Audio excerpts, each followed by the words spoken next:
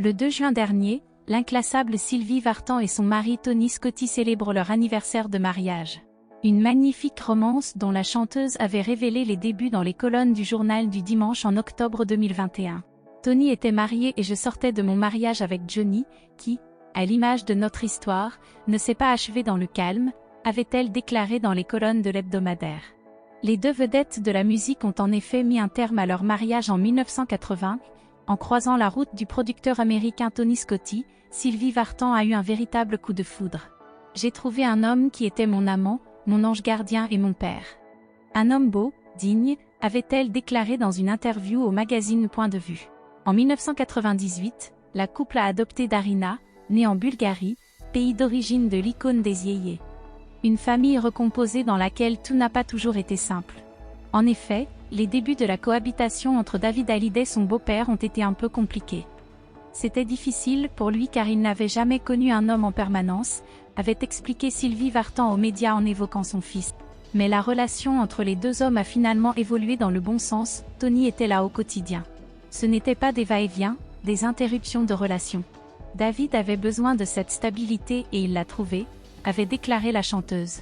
Et d'ajouter, d'autant plus que Tony aime être père, il a beaucoup de psychologie et il donne confiance. On peut réellement compter sur lui. Ce n'est pas quelqu'un qui se défile, qui a une posture. Marié à Sylvie Vartan depuis 1984, Tony Scotti a été très présent dans la vie de David Hallyday. Ce dernier avait évoqué sa relation avec son beau-père dans son livre Tu ne m'as pas laissé le temps, paru aux éditions Hugo Images en 2018.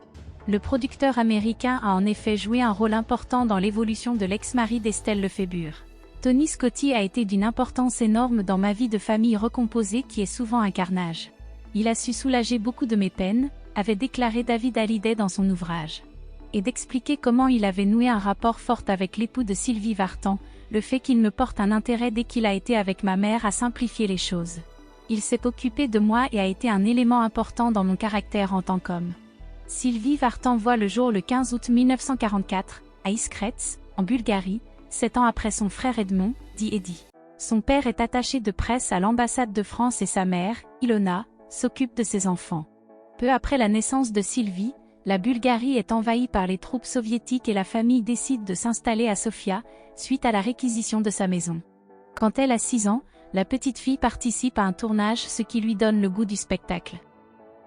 Puis en 1952, les conditions de vie devenant difficiles en Bulgarie, la famille Vartan décide de s'installer en France.